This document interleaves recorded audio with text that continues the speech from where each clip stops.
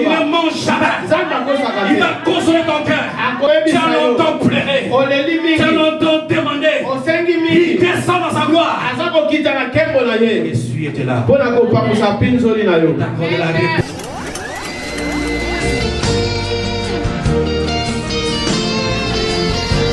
Nous appelons les serviteurs de Dieu. Nous appelons le pasteur Landou ainsi que l'évangéliste Maïka. Ils vont avancer. Quand ils avancent, nous acclamons pour le Seigneur. Acclamons le roi des rois. Parce qu'il a voulu que ce passage soit possible.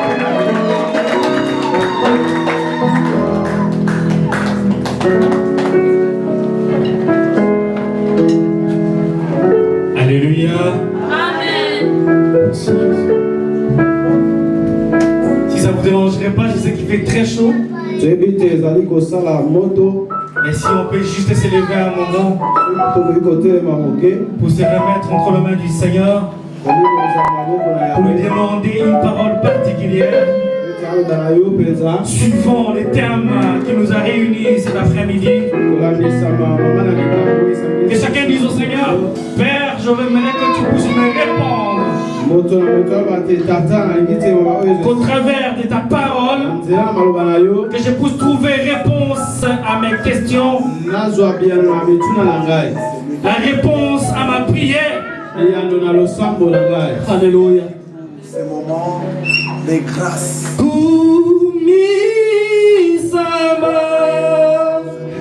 Alléluia.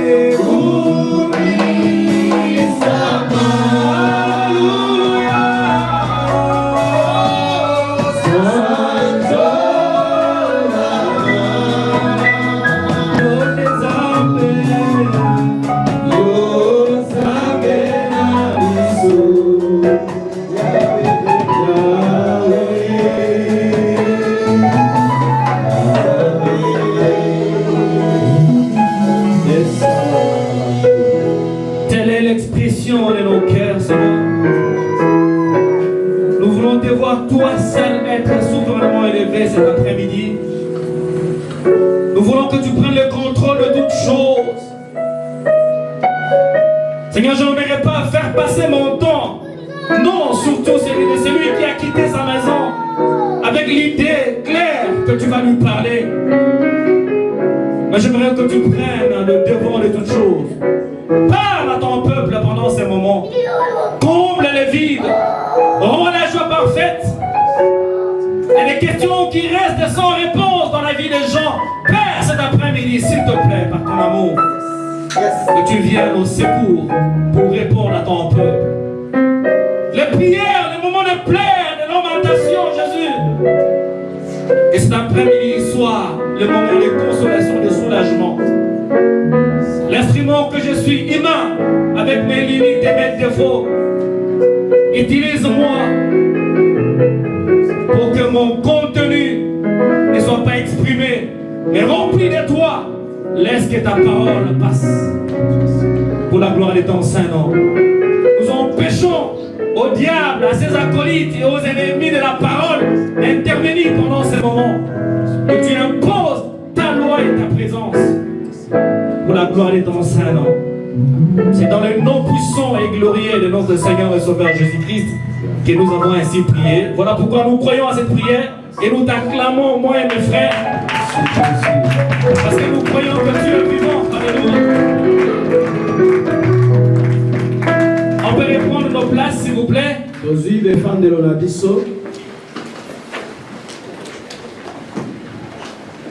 Mes bien-aimés dans les Seigneurs, pour ceux qui ne me connaissent pas, je ne suis pas étranger dans cette maison. C'est la maison de mon père. Bien que c'est une église fille de Bella Church, Senef, mais c'est la maison de notre Dieu. Certains sont surpris de voir quelqu'un d'autre prendre la parole cet après-midi. C'était normalement notre papa qui devait apporter la parole. Je suis ni son sosie, ni son jumeau, mais je suis un de ses collaborateurs. Et pour de multiples fonctions et occupations, il a été provisoirement empêché. Dieu voulant, il pourra être le nôtre probablement soit demain et ou bien dans la clôture le dimanche. Mais on peut aussi être surpris que pendant la prédication il soit là parce qu'il tenait vraiment à être là. Mais supportez que la parole d'aujourd'hui passe par la modeste personne que je suis. Supportez que moi je puisse vous parler. Que la gloire soit rendue à Dieu. Pour revenir à notre thème d'aujourd'hui, je crois que chacun a suivi. Nous avons un thème important,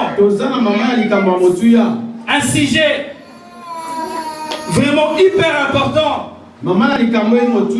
qui est intitulé Dieu répond.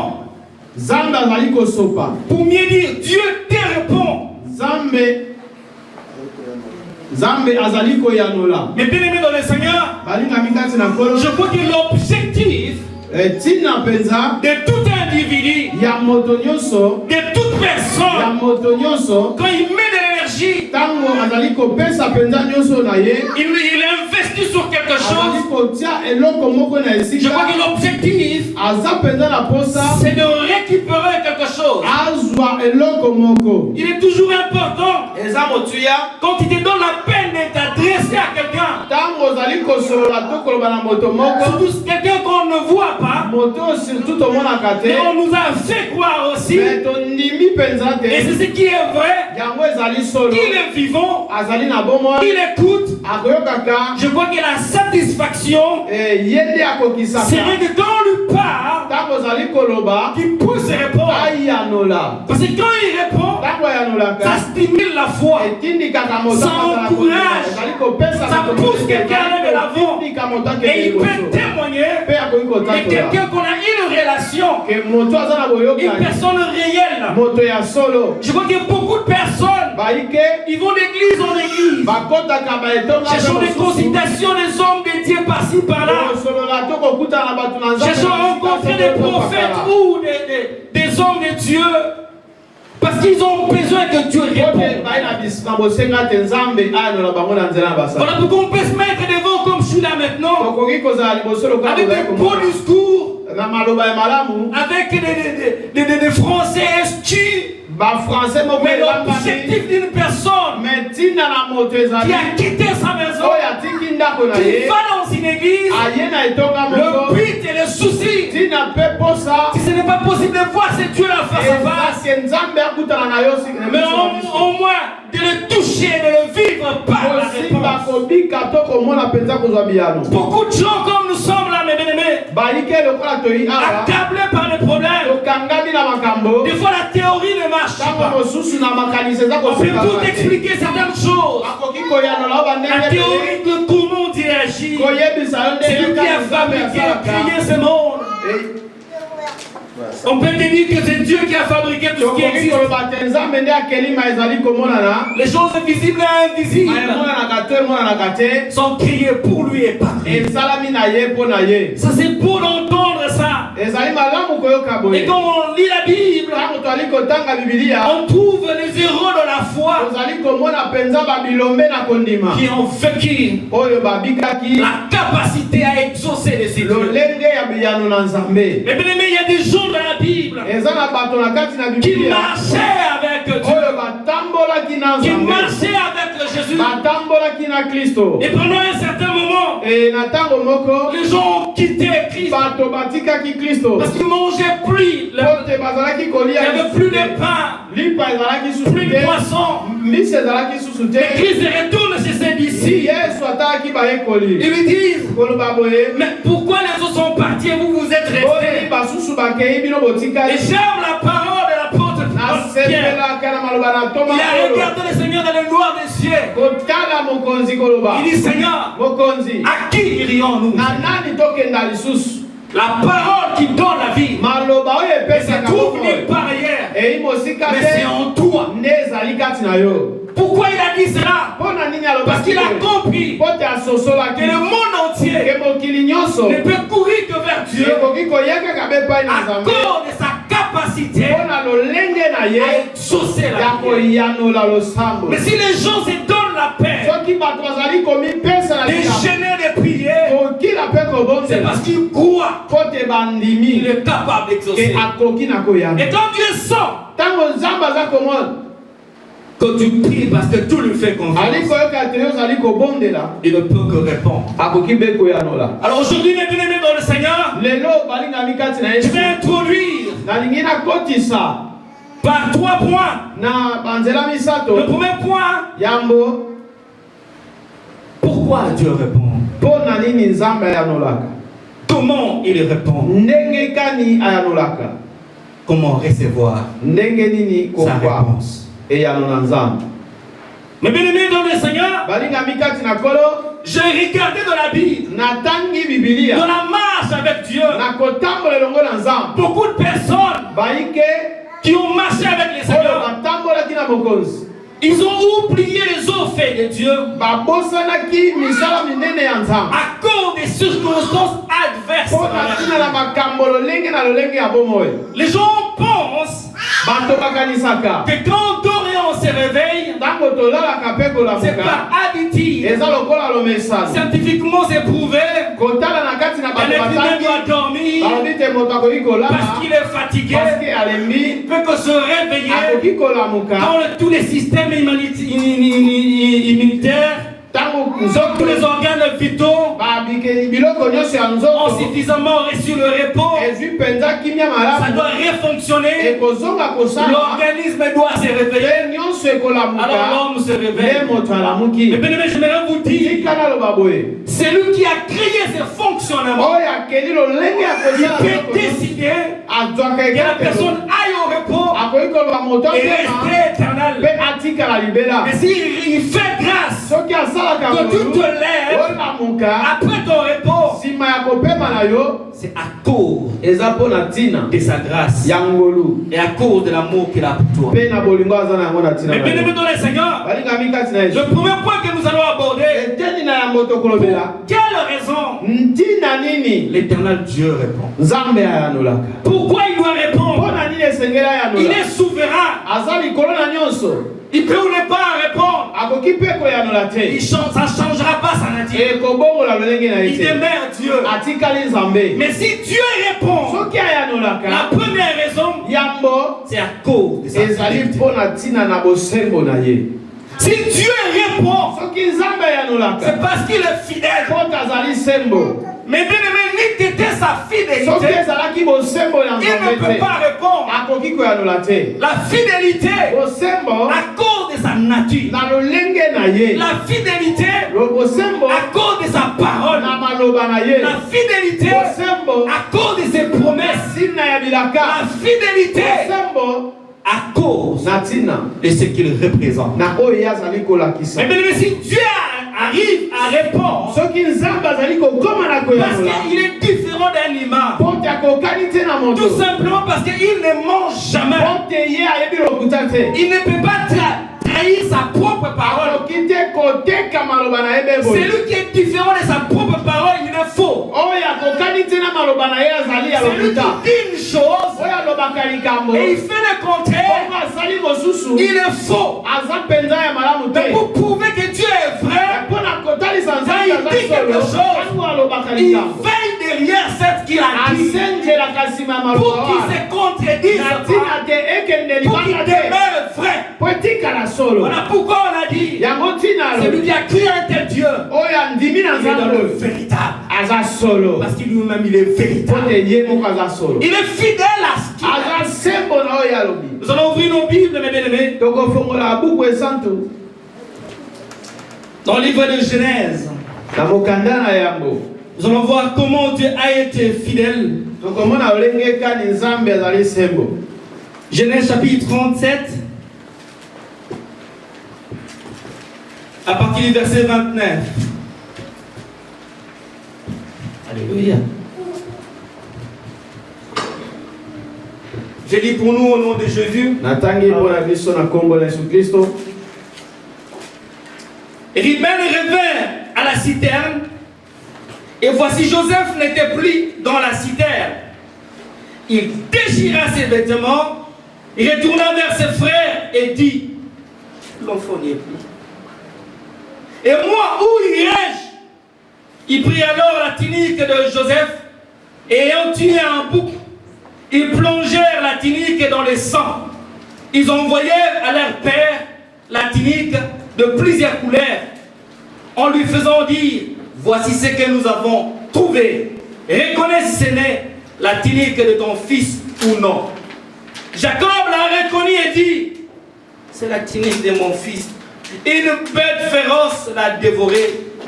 Joseph a été mis en pièces et il déchira ses vêtements. Il mit un sac sur ses reins et il portant longtemps le deuil de son fils. Tous ses fils et toutes ses filles virent pour le consoler, mais il ne voulut recevoir aucune consolation.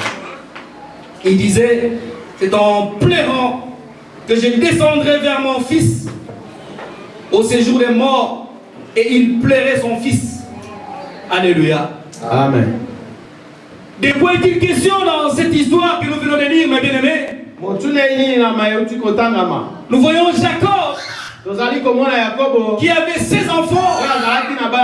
C'est de nombre de 12. Mais Jacob avait un sentiment particulier sur un de ses fils l'avant-dernier, qui s'appelait Joseph.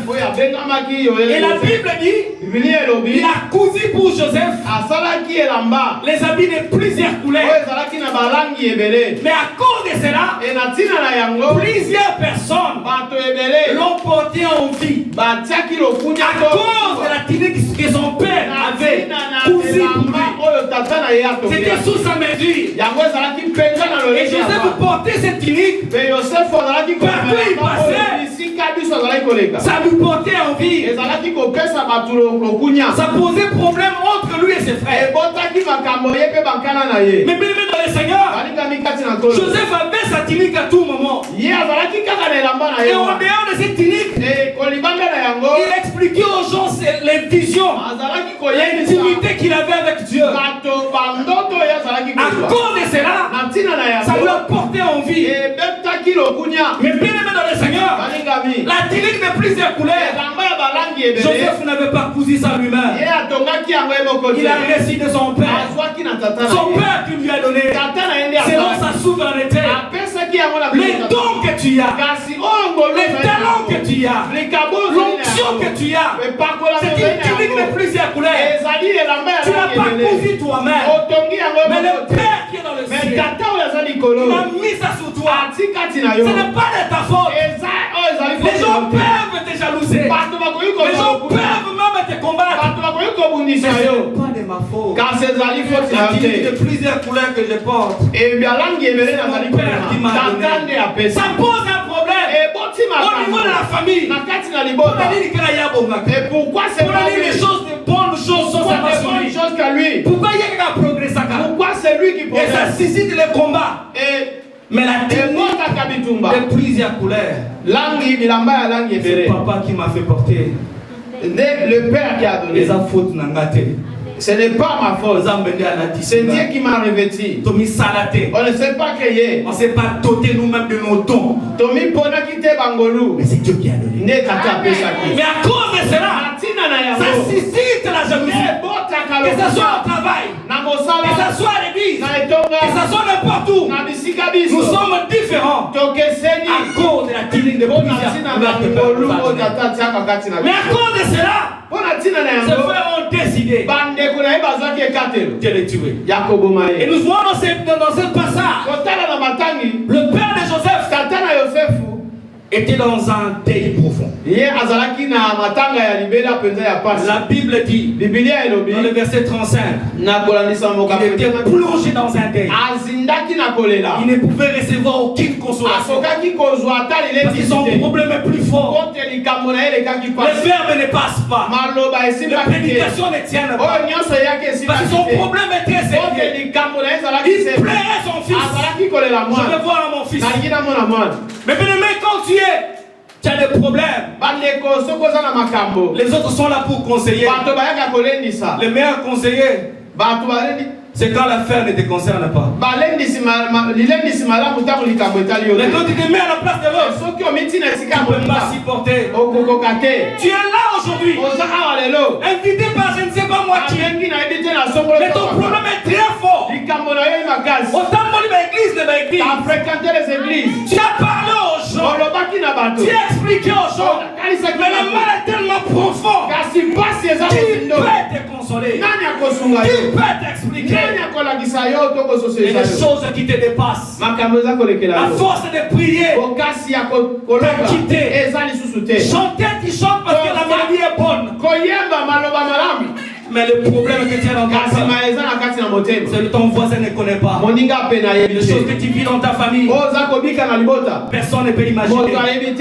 Nous voyons Jacob plongé dans un deuil à cause d'un espoir qu'il avait, à cause d'une vision de la vie qu'il avait. Il a vu son espoir s'écrouler à cause d'une nouvelle qu'il a entendue, à cause des choses que tu vis. Mais laisse-moi te dire cet après-midi, je suis venu te dire cet après-midi, la seule personne qui peut descendre cet après-midi, essuyer les larmes, combler ton vide et rendre ta joie parfaite, c'est celui qui est capable de toutes choses. C'est l'Éternel Dieu Tout-Puissant. Jacob pleurait. Quelle Mais bien dans le Seigneur, pourquoi ces papas pleuraient? Pourquoi ils étaient en train de pleurer? Pour des raisons réelles, pour des raisons vraies, pour des choses vérifiables. Des personnes ne peuvent changer. Qu'est-ce que sont ces choses-là? Il y a 3 choses qui ont fait plonger ces papas. Mais bien dans le Seigneur, la démarche est pour nous amener dans la fidélité de Dieu. Mais regarde, la première chose qui a fait plonger Jacob dans le deuil, on a amené une tunique de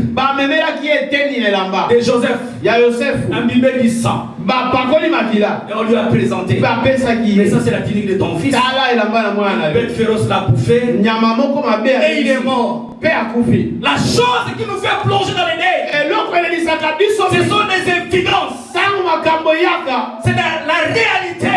C'est la vérité. On ne peut pas changer.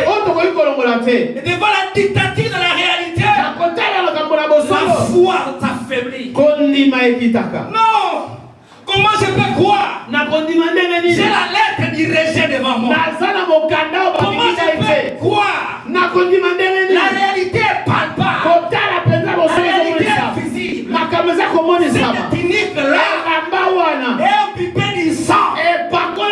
Je ne peux que croire que Joseph est réellement mort.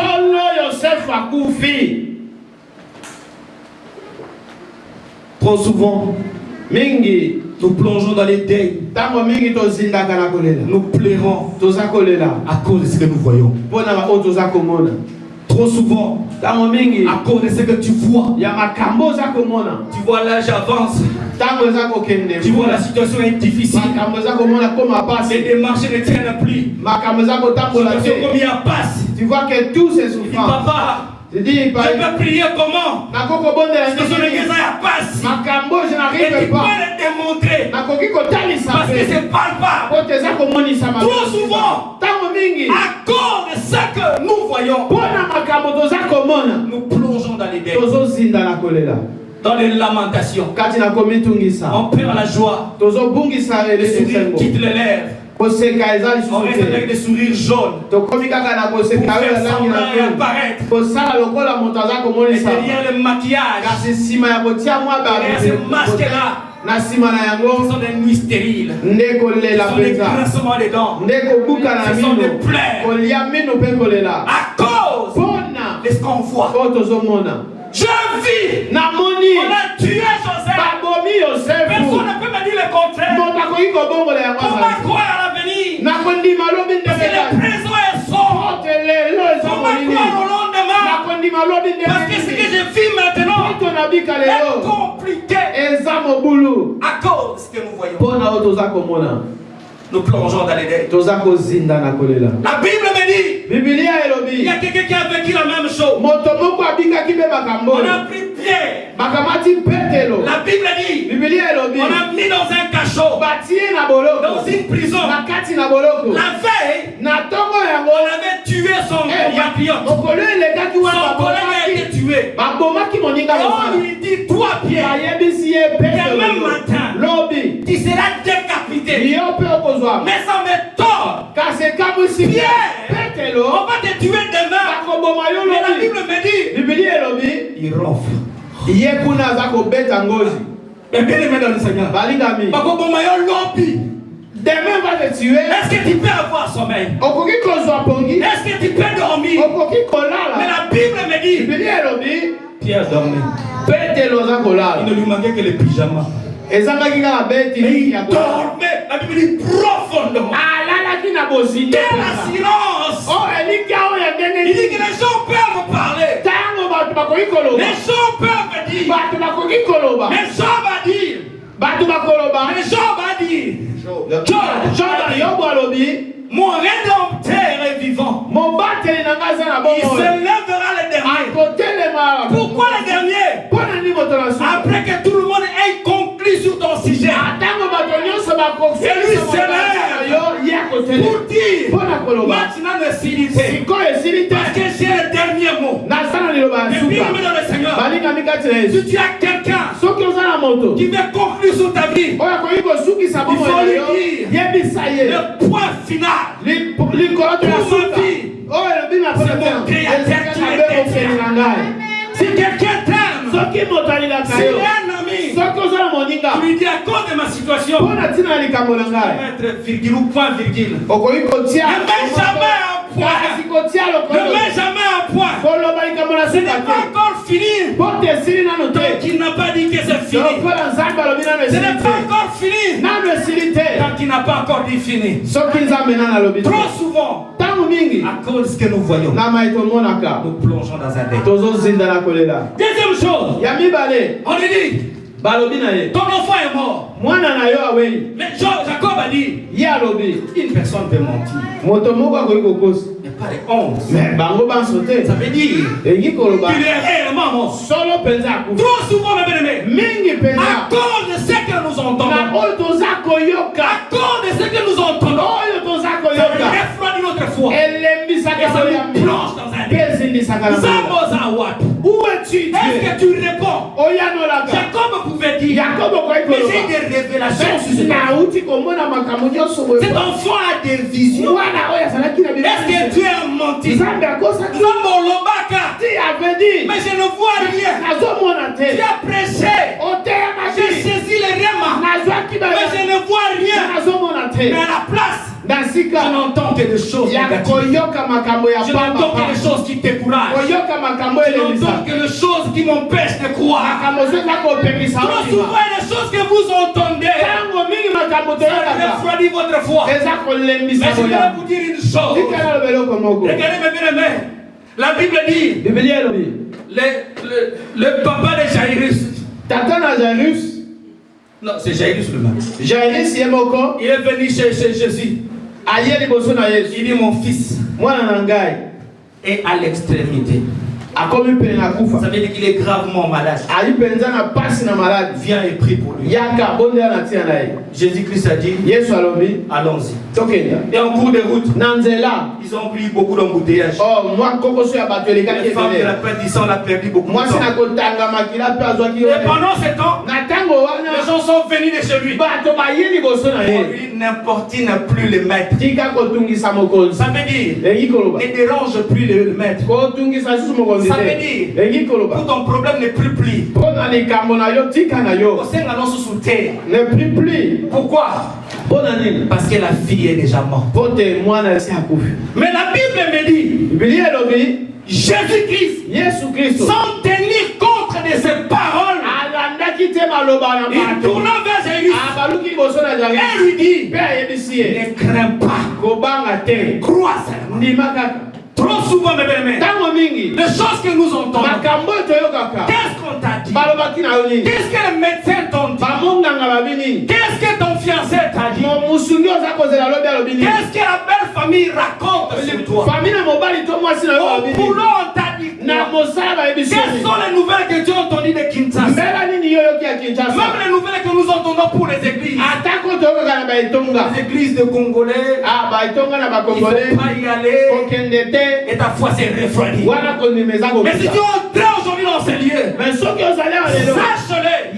que tu as un rendez-vous avec toi. C'est parce qu'il veut commencer une histoire avec toi. Ne tenez pas compte des choses que tu as entendues. Ne tenez pas compte des critiques qu'on fait sous les hommes de Dieu. Accroche-toi à la parole. Il ne mange jamais. Il va consoler ton cœur. Et s'il va envoyer cet après-midi, c'est pour te dire, tu as longtemps pleuré, tu as longtemps demandé, il descend dans sa gloire. Jésus était là. Il t'accorde la réponse exactement tel que tu l'as désiré. La troisième chose, mes bien-aimés dans le Seigneur, il dit, on m'a montré la technique de plusieurs colères. C'est vrai. Je peux encore douter, mais il y a des paroles. Mais la troisième chose, ça me dépasse. Le temps. Parce que s'il n'était pas mort, il pouvait revenir hier. Tout ce temps. Sans époque, on l'a vu quelque part. Trop souvent, le temps d'exaucement, le temps que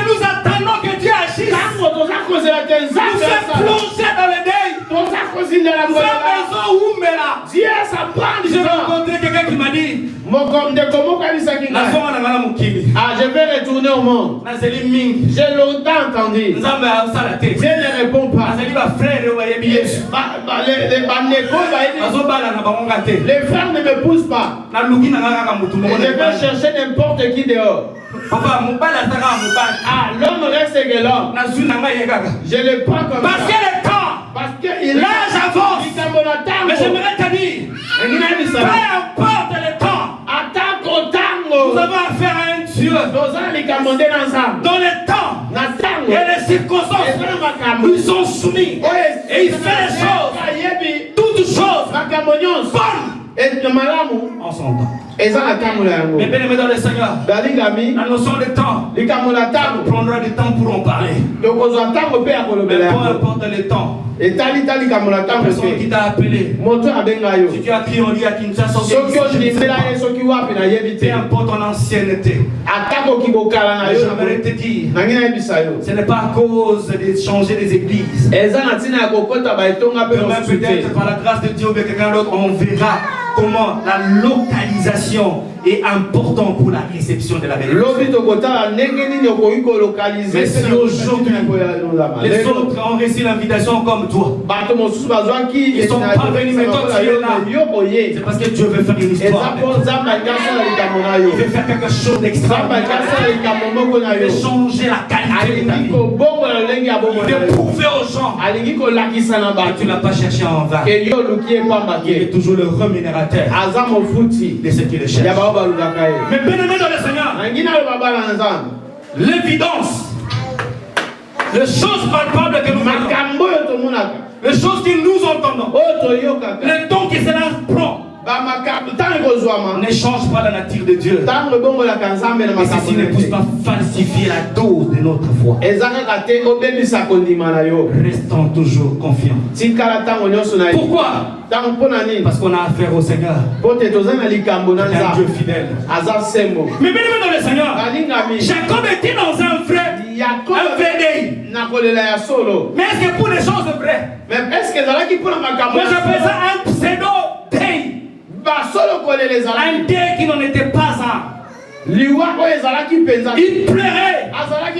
Il se lamentait pour quelqu'un qui n'était pas mort, mais pour quelqu'un qui était bien vivant. Mais bien aimé dans le Seigneur, pendant que tu pleures, pendant que tu te lamentes, mais Dieu est dans son atelier. Tu es dans son atelier, tu es dans la cuisine, tu es en train de travailler dans son laboratoire. Mais c'est pour te surprendre agréablement. Regarde la parole de Dieu. Nous lisons chapitre 45. Alléluia. À partir du verset 26. Wow. 45, je lis pour nous au nom de Jésus-Christ. Amen. La Bible dit ceci. Les personnes qui venaient avec Jacob en Égypte et qui étaient issues de lui étaient des nombres. Non, je monte. Étaient au nombre de 66 en tout, sans compter les femmes, les fils de Jacob. Écoutez la suite. Et Jacob avait des fils qui étaient nés en Égypte. Alors je saute directement au niveau 28. Jacob envoyait Judas devant lui vers Joseph pour l'informer qu'il se rendait en Goshen. Joseph attela son char et il monta pour aller à Goshen. Et à la rencontre d'Israël, son père. Dès qu'il le vit, il se jeta en son cou. Alléluia. Le rendez-vous de Dieu avec notre histoire et notre destinée. Et pleura longtemps sous son cou. Mais écoute la parole de Jacob qui était dans les deuils. Israël dit à Joseph que je meurs maintenant, puisque je vis ton visage et que tu vis encore. Alléluia. Amen. Mais bien là-dedans, il y a deux choses. La première, j'aime notre Dieu. C'est un grand metteur en scène. La première chose, les mêmes personnes qui étaient venues annoncer à Jacob, cher Jacob, que nos que tu aimes est mort. Mais Dieu a utilisé les mêmes personnes. C'est un grand metteur en scène. Pour venir démentir. Pour dire à Jacob, ton fils Joseph, vit encore. Les bien-aimés dans le Seigneur. Les mêmes personnes qui vous ont critiqué. Les mêmes personnes qui vous ont dit des méchancetés. Les mêmes personnes qui ont éteint votre foi. Les mêmes personnes qui vous ont découragé. Dieu permettra qu'il reste en vie pour qu'il vienne témoigner de la grandeur de ton Dieu. Il reviendra encore pour dire Joseph n'est pas mort. Bien-aimés dans le Seigneur, ne priez pas pour la mort de vos adversaires, mais priez qu'il reste en vie pour témoigner la grandeur de Dieu. Mais bien-aimés, Dieu prépare quelque chose de bon. Et la deuxième chose, Jacob a dit, je sais tout un peu de roublard. Vous m'avez beaucoup menti. Est-ce que c'est vrai? Ruben a dit, papa, sors dehors. Regarde les chars d'Égypte. Avec des écussons d'Égypte.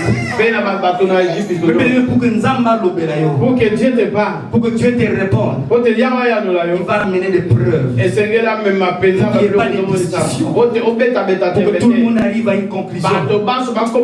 Assemble à Nzamba solo. Il a un vrai Dieu. Mais bien aimé dans le Seigneur. Alors, il a dit, maintenant, je peux mourir parce que j'ai vu Joseph. Ceci veut dire, la mort n'a pas l'autorisation de te visiter. Donc, ce que Dieu a dit, c'est pas encore accompli. Parce qu'il est Dieu. Alors, quand la mort va arriver, les saints rappellent à Dieu ses promesses. Ce que Dieu a dit, ça va s'accomplir. Mais maintenant, je vais conclure. La fidélité de Dieu, ce qui le pousse à accomplir sa parole pour exaucer à ta prière. Qu'est-ce que tu as demandé à Dieu?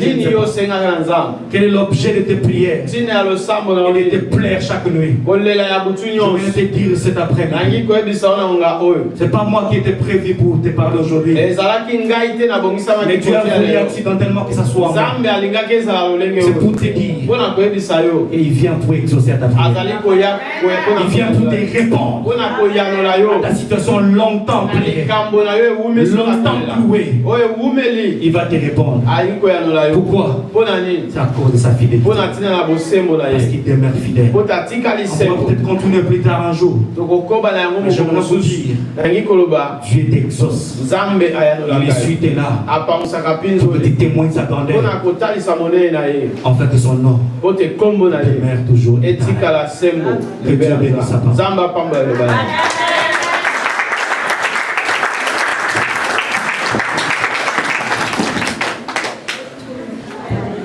Alléluia. Que le Seigneur vous bénisse.